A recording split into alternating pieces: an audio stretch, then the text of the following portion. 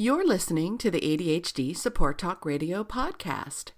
ADHD Support Talk is brought to you by addclasses.com. Visit www.addclasses.com and sign up for free webinars and online events today. Hello, and welcome back to the ADHD Support Talk Radio. I'm your co-host, Lynne Edris, and as a productivity coach, I help my overwhelmed professionals reduce procrastination, improve time management, and get more done with less effort so that they have more time, energy, and even more money for what they love most. As you guys know, I'm a woman with ADHD myself, so I've been where so many of you are, and I've come out the other side, so to speak. I believe ADHD doesn't go away, but we can learn to manage it in a way that we're happy, in a way that we feel fulfilled, and in a way that we're living with our strengths. So I've gone from living in that constant state of chaos and overwhelm and underperformance that you guys know all too well, to living a life of more success and fulfillment than I once dreamed possible. And I believe that every single one of you can share the same success yourselves. So you can learn more about me and what I do at www.coachingadvantages.com. And if you'd like to join my next live online productivity workshop, you can simply text the keyword productivity to the number 33777 to get on the list for the next free event. Well, today I'm really excited to have Ryder Carroll here with me. And for those of you who don't recognize the name, Ryder is the creator of the bullet journal method. So we're going to talk about how to declutter your mind with pen and paper. So welcome, Ryder. Thank you for having me. Oh, my pleasure. I'm excited. Well, tell the listeners a little bit about you, and you can give out a website or a best way for them to learn more about you. Sure. So I guess what's most relevant here is that I also have ADHD. I was diagnosed really early on in middle school, long ago. I don't particularly want to date myself, but so through a lifetime worth of struggle with attention and focus, I started to develop a methodology that allowed me to overcome my challenges. And eventually that collection of different techniques and tools became known as the bullet journal method, which basically is the digital tool for the analog age, the analog tool for the digital age.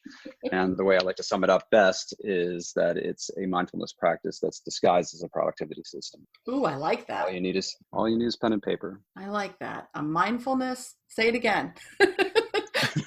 A mindfulness practice disguised as a productivity system. I love it. I love it. A mindfulness practice disguised as a productivity system. And we could all use a little more mindfulness, and most of us could use a little more productivity. So in a nutshell, can you tell us a little bit about what the bullet journal is? Anybody who's involved in productivity, anybody who's interested in productivity right now, it's a very hot topic. And of course, there are lots of different, kind of places where you can see examples. But I think that it's important to note that the bullet journal is designed to be different things for different people. Like, it's a platform really for self-exploration and self-learning. I provide guidelines and techniques that allow people to declutter their mind and organize their thought using short form notation, as well as different techniques that allow people to re-engage with their thoughts and categorize them and curate their thinking. But that's just the foundation. I basically provide the foundation upon which other people build their own customized productivity system based on their needs and circumstances. And that's what I think is so wonderful about the bullet journal method, is that it is so customizable. And you and I talked about this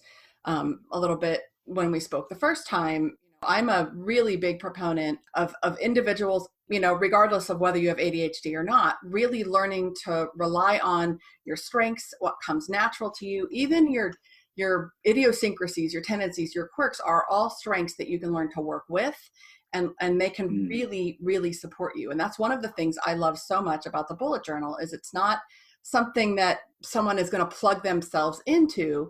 It's something that they can learn to, really kind of massage and tweak and make work for them based on what their strengths are and what's, really natural to them. Yeah, I always see the bullet journal as a paper mirror, because it's reflecting your life back at you. And that's something that we don't really have right now, or at least I've never found it before, because there on the page are your thoughts. There is your life. So it gives us a way to study our experience. We can study the actions that we took, the thoughts that we have, the things we want to learn more about, the things we want more of, the things we want less of.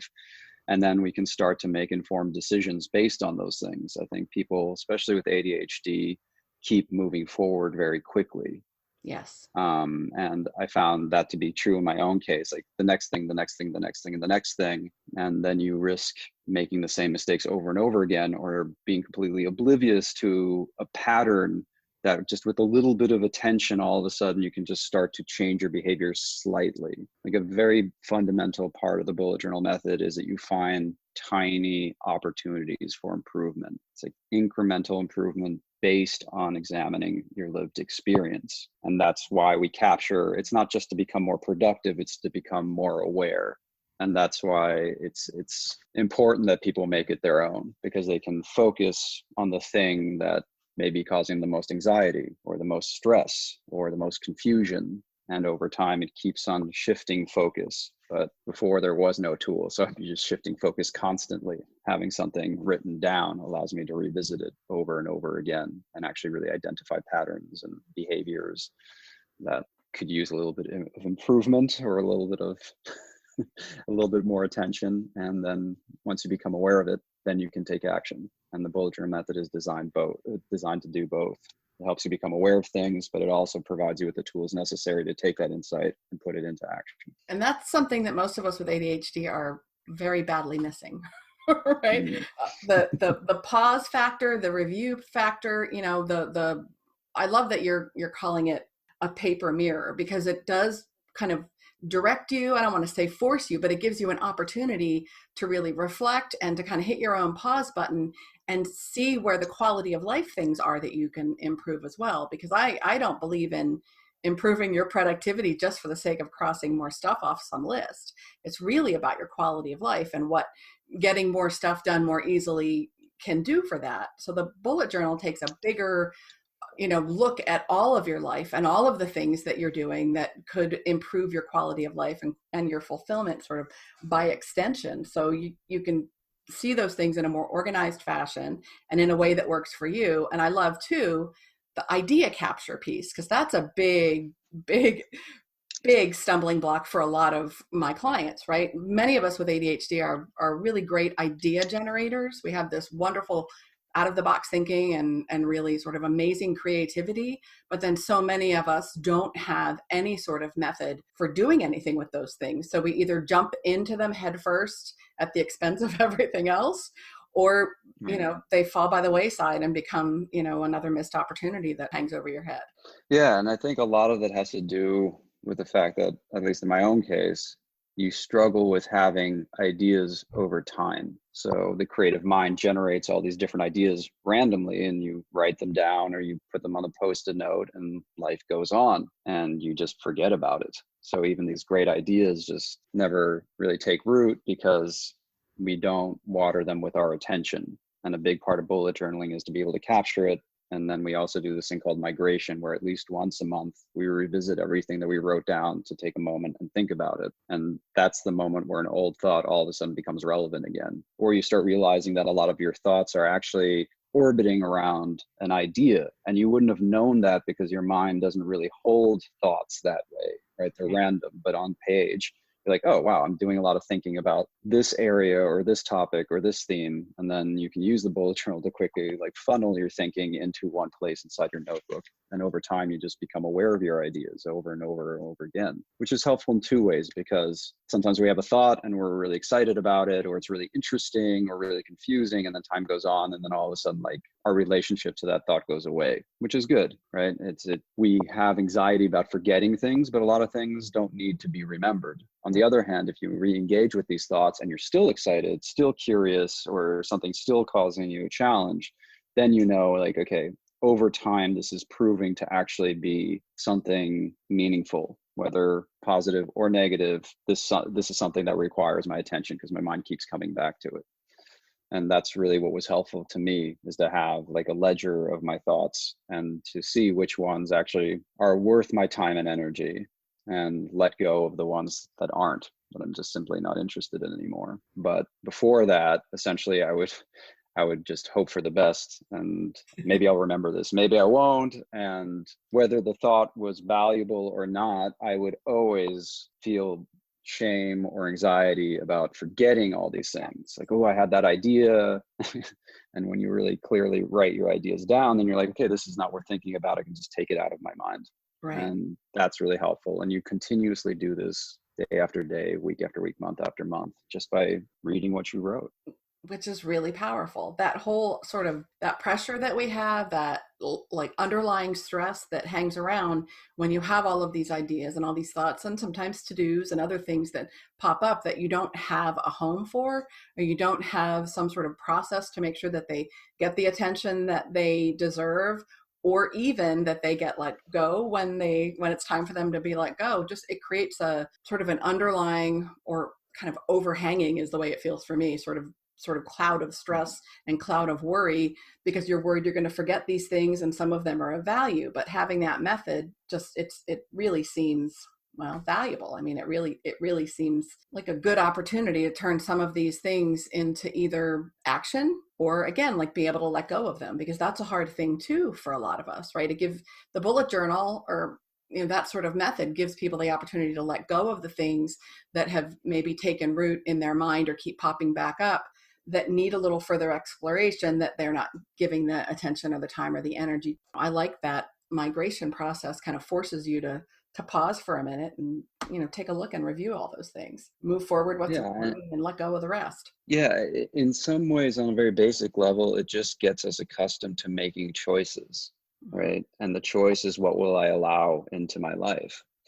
In the bullet journal method, like, we do write down tasks. They're not just task lists, but tasks are a cornerstone of it. But we don't just see it as a bunch of stuff that we have to do. For us, every task is an experience waiting to be born, right? Once you do that thing, it becomes part of your life. So the question doesn't become like, how much time is this going to take? It's like, do I want this to be part of my life? And that's just a choice that you make on an ongoing basis. Why not? And in that process, you start to learn more about yourself and the things that are valuable to you, the things that add value to your life, and the things that don't. And also, it helps you become aware of how you are changing in context of your experience. So every month you're like, okay, I was working on this project and it was really exciting, but it hasn't been for 3 months. Why am I working on this project? And it's not about discarding everything and chasing your bliss or anything like that. It's just about cultivating awareness of how you're spending your time and energy, and like relating it back to something that is hopefully meaningful to you. Again, it's not about happiness, it's about meaning in this case. Like, I'm working on this because it will afford me X, Y, or Z, or I'm working on this because of this. And it helps you just like reconnect with your motivation, which, as somebody with ADHD, is sometimes very elusive. Absolutely. That's huge. It's really huge. Reconnecting with the meaning, reconnecting with the motivation is really important for us, because when you have so much kind of in your head, right? One of the things that we struggle with in terms of the amount of information, thoughts, just stuff in our heads, is that executive function, that organization of information.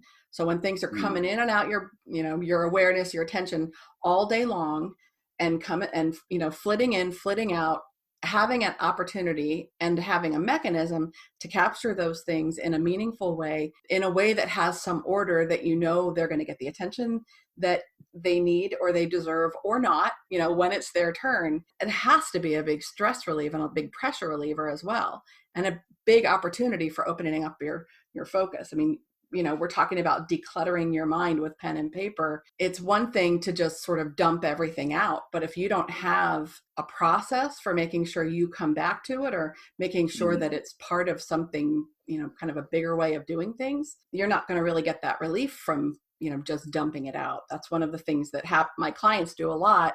And I'm sure a lot of our listeners do, is like, okay, I'm just going to sit down and I'm going to make another list. Well, you add that onto the 30 other lists and the 252 Post-it notes and the backs of napkins and, random envelopes. And it really doesn't give you much peace of mind. No, not at all. If anything, it can become even more overwhelming. It's like, okay, now I'm organized and Right. have massive anxiety. Like, I realize how much Exactly. I've been slacking. So the curation aspect and through migration is what helps us deal with that. It's constantly removing things from our list. And I think that when we're cruising on autopilot through life, which is easy to do, you just make things worse for yourself than they need to be. There's so many things that we burden ourselves with unnecessarily just because we haven't taken a moment to think. It's like, you know what? I really just don't need to do that thing. Yeah, Like, I think a lot of times when just because something can be done doesn't mean it needs to be done. And absolutely. it's, but it seems so obvious. And in my own life, it's the same thing. It's like, why am I doing this thing? Like, just asking that simple question, like, kind of flips that switch. So you're no longer operating on autopilot. And I think naturally we just don't think that way. It's like, oh, it's an open task, which means that there's some kind of sacred promise that this needs to be addressed on top of the 800,000 other things that you need to do. And it's like, one of the options that doesn't come to mind is like, you know what? I don't want to do that. That doesn't need to, well, I don't want to do that. And that doesn't need to be done, are two separate things. But like, understanding that you can leave that behind is important. And it's important to remind yourself on an ongoing basis. Otherwise that list will keep growing. Right. And so, and you can't make a good conscious choice of what you're not aware of. So if it's all sort of whirling around in your head and you don't have a mechanism for capturing it and for coming back to it, right, that migration piece, then Mm. it's going to be too easy to just give them all sort of the same weight. Anything open deserves attention and deserves space in your brain, and that's not necessarily the case. No, it's about you make a choice in order to eliminate choices, right? It's like, Yeah, will you allow this to be part of your life? No. Okay. So all the choices related to that thing are now gone. So it's that always sounds about wonderful. finding. Yeah, but it takes time and it takes practice, right? Because sometimes Absolutely. it can be really intimidating to make that choice. Like, ooh, I don't know whether or not I can let this go. So we have also techniques for that. Like, one is a 3-part question, which is, does it matter and is it vital? Right? Just asking yourself those things about all the stuff on your list. Is it vital? Things like rent, taxes, those kind of things. Does it matter? Which is a not necessarily clear question, but sometimes it's very clear to see why something matters. And if it's not vital and it doesn't matter, why are you doing it? Right, right. Right. And then there's the third question, which we ask ourselves as well. It's like, what would happen if this didn't get done? Would there be any repercussions? Like, thinking about it from the opposite side, not from the beginning, but the end. Like, what would happen in a world where you didn't do this? And if the answer is nothing, then chances are it's probably not worth your time. I love it. I love it. I like the 3 questions too. I think those are good things to bring yourself back to consciously so that stuff isn't just sort of whirling around and all feeling like it's, urgent, important. That kind of speaks to prioritization, which is something that's a really hard thing, again, for our brains to do. That's one of the really difficult executive functions that having something, a system like a bullet journal, having that mechanism, having that process to capture that outside of your brain and outside of your mind and have another way to work through it could be really valuable. A really valuable way to declutter your brain. One of the things you and I talked about, Ryder, was the artistic component to the bullet journal. Can you speak to that a little bit? Sure. Often when people hear about the bullet journal for the first time, they'll go to Pinterest or Instagram or something, and they'll see endless examples of these incredibly elaborate and beautiful spreads. And they think that that's what bullet journaling is. And it can be that. That's the thing that's so beautiful about bullet journaling. You can express yourself in your bullet journal any way you like. Like, a lot of people use the art and the decoration as a way to relax and become more present. And actually, it generates a lot of motivation for them to keep coming back to the system, which is the most important thing, consistency. And it's important to note that though you're free to explore that avenue, the methodology itself is super basic. You don't have to have an artistic bone in your body, right? All you need is pen and paper. And the idea is that you learn the basics at bulletjournal.com, where we teach it for free. And then you experiment with that for 2 or 3 months to see what speaks to you, what serves you, what doesn't, before you start to customize it, just so you understand how all the pieces work together. So it can be as minimal or as artistic as you want it to be. But a lot of times people think that it's an artistic to-do list because, it's hard to explain what's going on a page. So I always want to caution people. It's like, don't be discouraged by what you see online. All that matters is what you need it for. And that can look any way you want it to. Absolutely. So if the artistic component, some of the examples I've seen on, Pinterest and Instagram and other places, they're absolutely amazing works of art. But at the same time, if that's not your jam, it doesn't have to be. If that overwhelms you, it doesn't have to be. That's one way to use a bullet journal if that's your sort of your orientation. But if it's not, that's absolutely okay. And you're right. That is a good thing for everyone to remember. You use it in the way that works for you. Yeah, it's about learning what connects with you and what doesn't. I strongly encourage people to start without any art and then grow into it, because it does take more time, which is not necessarily a bad thing. But if you're trying to learn something, it's good to start with the basics before you start getting creative with it. I like that. Grow into it. So you had mentioned when we talked the first time, you said something that really struck me that I'd love for you to speak about a little bit to our listeners. You had said something to the effect that if I didn't have ADHD, there would be no bullet journal. Tell us a little bit more about that, as I think that's Sure. an amazing way to look at it. Yeah, I mean, growing up with ADHD, like when I was diagnosed, people didn't understand it very well at all. So I didn't have any resources available to me. So I started just trying to figure out ways for me to become more focused and productive and take notes, how to organize my notes in different ways. And one of those ways back in the day was I realized that if I was sitting in a class where I didn't understand or I wasn't interested in the subject matter, it seemed nearly physically impossible for me to retain any of the information. Like, it wasn't boring, it was incomprehensible to me. Like, for some reason, my mind just like built a wall, and it was kind of scary. There's a difference between not being interested and not being able to actually retain any of that information. And I started to realize when I was drawing, when I was actually doodling my book, all of a sudden that part of my mind opened up, and I all of a sudden could start hearing the teacher, even in subjects that I wasn't necessarily interested in. So the part of my mind that needed to be preoccupied was just by doodling. So I would figure out different ways to start drawing in my notebook while I was taking notes. So something would come in, and then I'd stop drawing and then start recording notes. And one day, obviously teachers aren't really excited about the fact that somebody in their classes is doodling all the time. So I had to start pretending like I was listening to them. Like when they looked at me, I would just stop paying attention by looking straight at them. And when they turned around or, walked away, then I would start drawing again to actually pay attention, because I kept getting in trouble for it until one teacher realized what was going on there. Right. And she's like, I realize that every time you're drawing, you're paying attention, and every time you're looking at me, you're not. Good for you for figuring that out.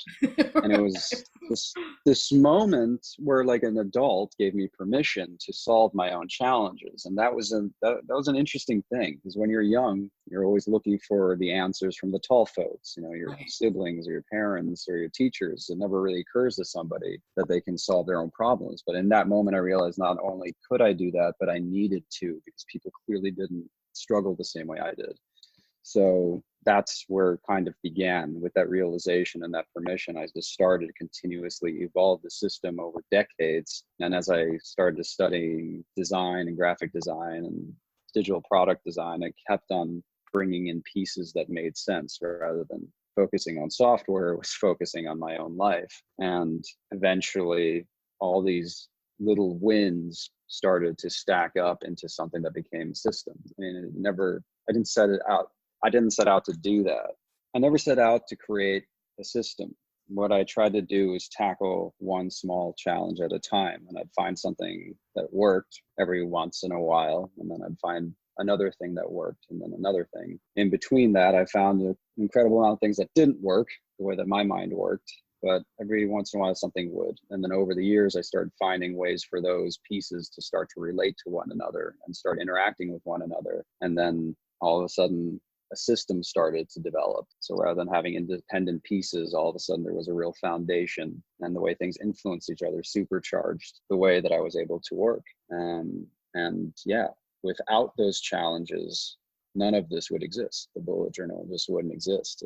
It's the response to my own challenges in many ways. And I use it today because I still have those challenges. That's amazing. It really is amazing. And it's a good testament to what happens when you open yourself up to learning how you work best, right? Not trying to plug yourself into someone else's system, not trying to do something someone else's way. I mean, sometimes we get lucky and we find stuff sort of by happenstance that works with our natural tendencies. But what you did is create the system to fit you right out of the gate. And I think that that's more of what every single person with ADHD needs to do for themselves, and also to have the permission to do, right? I mean, you're right. The tall people don't always give us permission when we're younger, especially, to do things in ways that we need to. And I think we have more of that nowadays, but I wish every single, teacher, administrator could really recognize that often what the kids are doing,